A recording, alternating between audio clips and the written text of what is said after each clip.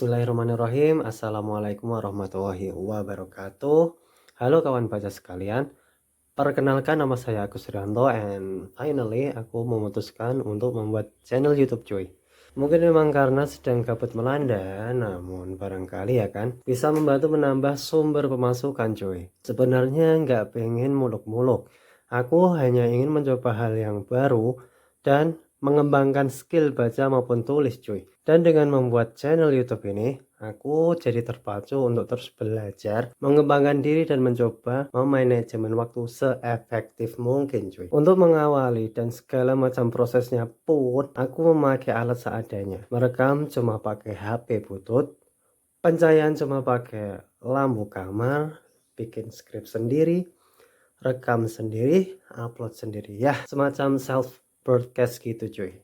And untuk jenis konten yang aku pilih pun mungkin tidak banyak yang disukai banyak orang cuy. Konten yang aku pilih semacam booktuber gitu cuy, mereview buku novel, khususnya novel-novel yang underrated. Karena memang sebagai introvert, aku sering berinteraksi dengan buku ketimbang dengan jenis makhluk lainnya. Dan untuk jenis buku yang aku review pun, aku memilih untuk mereview buku-buku yang berstatus underrated cuy. Itulah mengapa mungkin channel ini akan lama untuk berkembang.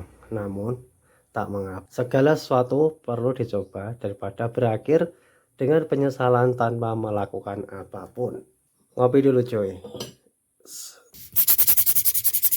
Nah, untuk buku novel pertama yang akan aku review adalah novel yang berjudul ini cuy, Kaam, yang ditulis oleh Patrick Kellan. Mengapa buku ini aku review pertama kali?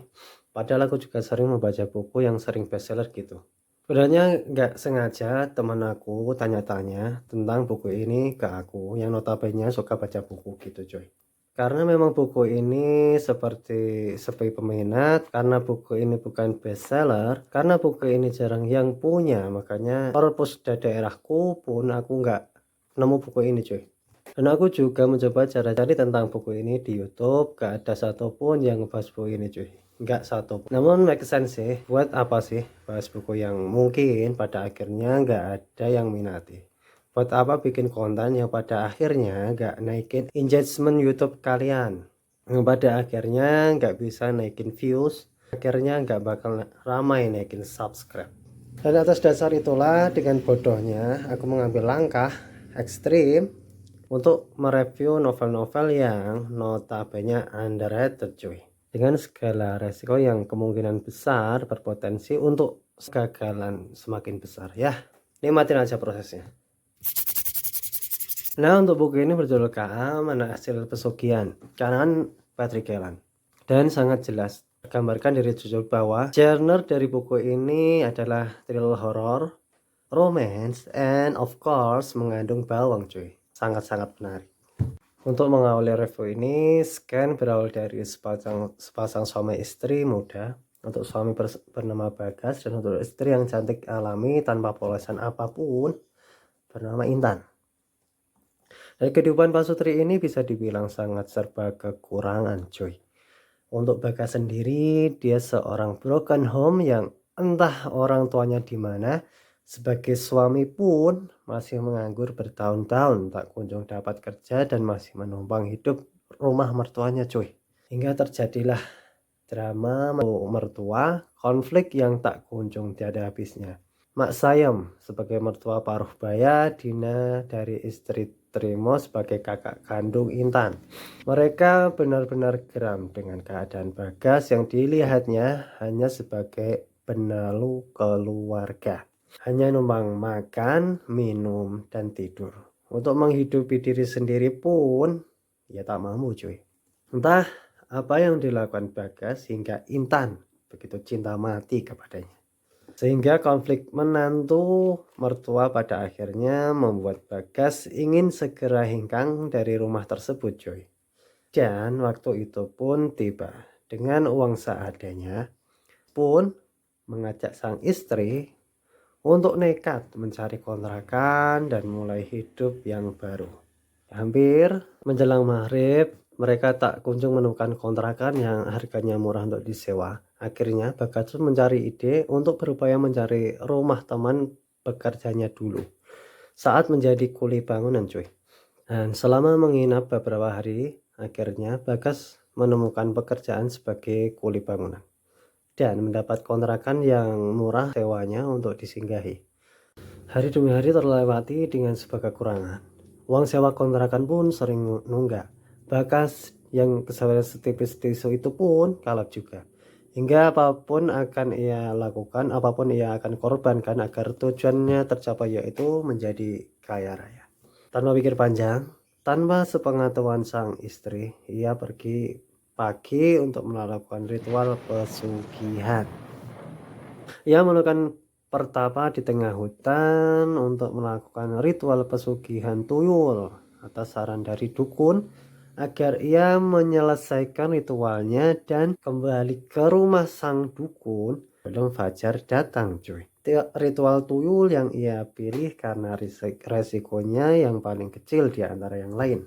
Hingga ia sudah waktunya kembali ke rumah dukun untuk melakukan ritual selanjutnya. Ia dikejutkan oleh seorang pria berkulit putih tinggi, berambut pirang, hidung dan kupingnya lancip. Dihampirinya pria itu dan Bagas berniat menolong untuk keluar dari hutan bersama ke rumah dukun. Karena yang ia sangka, ia juga melakukan ritual pesugihan cuy. Bagas mencoba memapah pria bocah tinggi putih itu, namun karena ia juga sehabis melakukan ritual yang melelahkan, mereka berdua pun ambruk bersamaan. Bagas ingin memapah pria itu lagi, namun disergahnya ia dan menyuruh Bagas untuk meninggalkan saja dia di hutan sendirian. Bagas pun tak kuasa dan menuruti kata pria itu dan meninggalkan pria putih itu yang sebenarnya adalah jin putih penunggu hutan. Nah, singkat cerita, Bagas dengan keadaan kotor dan lusuh lemas sampai di rumah dan sang istri Intan sangat cemas dari malam dalam menunggu suami pulang. Akhirnya Bagas pun pulang dan membawa peralatan sajen untuk melakukan ritual tuyul tersebut. Intan sontak kaget karena ia dipaksa untuk menyusui tuyul tersebut agar segera terlepas dari kemiskinan. Intan dikunci ke dalam kamar ritual pesugihan dan jika makhluk kecil itu datang, maka ia harus menyusui tuyul tersebut. Waktu semakin malam, udara semakin dingin. Bau kayu manis semakin tercium. Makhluk itu segera muncul. Alih-alih yang muncul adalah tuyul. Namun yang datang ialah sesosok bayangan gelap, tinggi, mengerikan cuy. Makhluk itu pun kian mendekat, namun lama-kelamaan menjadi jelas yang terlihat bukanlah genderuwo, tapi sesosok jin putih ganteng yang tak lain adalah yang Bagas bantu sewaktu ritual di hutan. Ritual bersama jin pun dilakukan. Singkat cerita, Bagas mulai menjadi kaya dan memutuskan untuk mengontrak rumah yang lebih besar. Ritual demi ritual terus ia lakukan bersama istri yang dalam benak Bagas adalah pesugihan menyusui tuyul, namun nyatanya sang istri hubungan ranjang dengan jin ganteng tersebut cuy. Bagas awalnya tidak menaruh rasa curiga karena uang yang dihasilkan sangat-sangat banyak. Lama-kelamaan kelakuan sang istri sangat mencurigakan karena konon orang yang menyusui tuyul yang akan kekurangan banyak darah dan membuat ia lemas dan pucat. Namun istrinya malah semakin cantik dan menawan. Semakin ia ingin melakukan ritual tersebut. Ya iyalah, orang jinnya aja ganteng kayak Edward Cullen Twilight. Cintanya pada Bagas pun kian redup, mungkin karena Bagas hanya memikirkan soal uang dan hubungan mereka kian retak. Akhirnya, walaupun sudah berkelimang harta, rumah tangga Bagas dan Intan malah menjadi tidak karuan. Ternyata benar, uang tak bisa membeli kebahagiaan cuy. Alhasil untuk mencari ketenangan kembali dalam rumah tangganya, Bagas pun ingin mengakhiri pesugihan tersebut. Bagas berniat menjadi tumbal dan mengakhiri deritanya selama ini. Ia mendatangi sang dukun lagi, mengutarakan semuanya. Namun, sang dukun tak bisa berbuat banyak karena yang ia lakukan bukan pesugihan tuyul, namun pesugihan dengan jin putih penjaga hutan. Jin tingkat tinggi yang bahkan sang dukun pun tak mampu menandinginya. Jalan satu-satunya keluar dari pesugihan tersebut ialah dari keinginan jin itu sendiri. Mengetahui hal tersebut, Bagas sangat marah dan kecewa karena selama ini ia telah diduakan dengan jin putih. Demi mendengar anaknya melahirkan, Mak Sayem ditemani Dina memutuskan untuk menginap di rumah Bagas untuk membantu Intan mengurus bayi kembar tersebut, cuy. Nah, untuk bayi dari Bagas diberi nama Kekal dan untuk bayi jin tersebut diberi nama Kaam.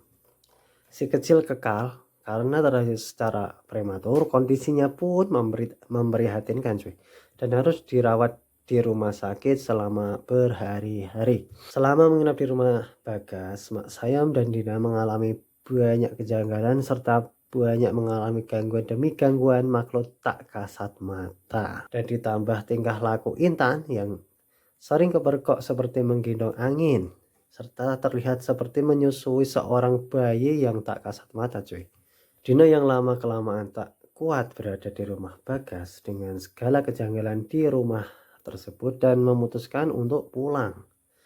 Sedangkan Mak Sayam, insting dari seorang ibu memutuskan untuk bertahan dan ingin tahu lebih banyak tentang apa yang sebenarnya terjadi kepada rumah tangga anak mereka itu, cuy. Nah, sejak melahirkan, Intan kan belum pernah bertemu dengan si kecil Kekal karena kondisi anak tersebut lemah dan harus mendapat perawatan yang intens di rumah sakit. Intan pun memutuskan untuk mengunjungi rumah sakit untuk melihat perkembangan anaknya si Kekal. Selamanya di sana, Intan tak sengaja bertemu dengan Pak Sutrisno namanya, yang mana ia adalah orang pintar dan sangat paham bahwa Intan sedang dinaungi energi negatif yang sangat kuat. Sutrisno pun memberi kontak WA-nya dan bersedia membantu jika mereka mengalami banyak gangguan.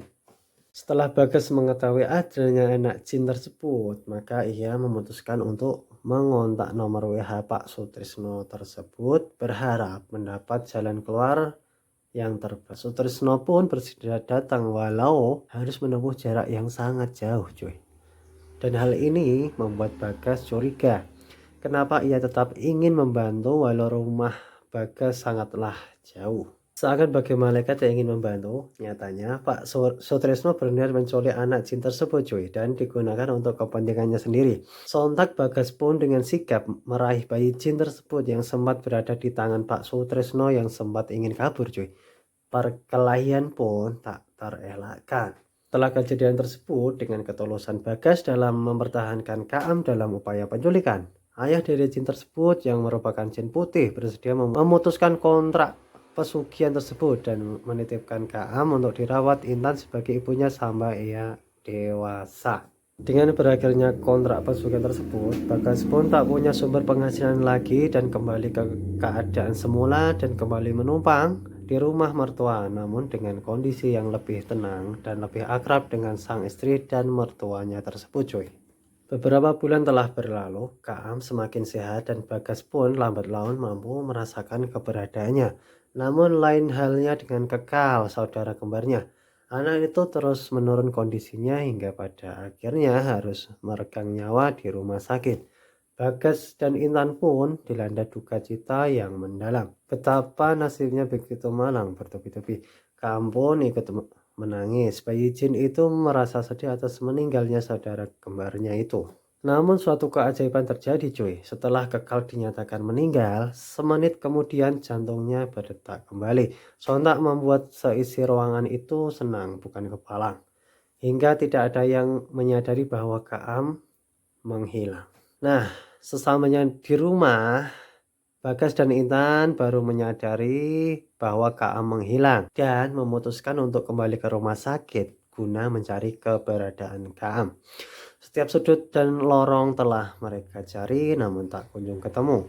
Hingga sampai pada akhirnya mereka dikagetkan oleh seorang suster yang kerasukan jin, cuy, dan memberitahu bahwa Kaam telah netral alias musnah. Mengetahui bahwa Kaam telah musnah, Intan pun sebagai seorang ibu, walaupun itu adalah anak jin, ia menangis histeris dan mengalami depresi yang luar biasa. Hingga akhirnya ia terkena stroke dan meninggal cuy. Keluarga Mak Sayem sangat terpukul dengan kejadian tersebut dan pada akhirnya menyumbah-nyumbah Bagas sebagai biang keladi dari semua peristiwa yang menimpa keluarganya. Singkat cerita, Kaam yang terbelenggu dalam tubuh Kekal tumbuh besar hingga tubuh Kekal pun lambat laun menjelma menjadi Kaam seutuhnya. Dengan ciri fisik tinggi putih, mata hijau zamrud, hidung mancung dan telinga lancip. Kulit putih ganteng serta memiliki kemampuan membaca pikiran layaknya ayahnya jin penunggu hutan tersebut cuy. Bagas yang dulu sempat diusir itu pun kembali ke rumah Mak Sayem dan mengurus Kaam kembali sampai tumbuh dewasa. Berangsur-angsur ekonomi Bagas pun kian membaik dan menjadi pengusaha toko yang bisa dikatakan berkecukupan. Zain beralih ketika Kaam telah dewasa dan telah menjadi seorang dokter. Ia tak mau meneruskan usaha ayahnya dan memilih menjadi dokter agar bisa menyembuhkan orang-orang yang sakit. Pada akhir cerita, Kaam bertemu dengan seorang pasien yang struktur DNA-nya sama persis dengan Kaam, yang mana ternyata ia adalah anak hasil pesugihan dengan jin penunggu hutan alias ayahnya Kaam tersebut. Sekian untuk review novel kali ini, masih banyak kekurangan karena memang baru belajar untuk storytelling. Mungkin pesan yang dapat aku simpulkan dari review novel ini yaitu mumpung masih muda, belajarlah yang giat agar mempunyai value dan kecerdasan intelektual. Hingga jika satu saat menghadapi himpitan ekonomi masih bisa berpikir secara sadar dan logis. Jangan sampai terjebak pesugihan cuy. Bahaya. Sekian kawan baca. Wassalamualaikum warahmatullahi wabarakatuh.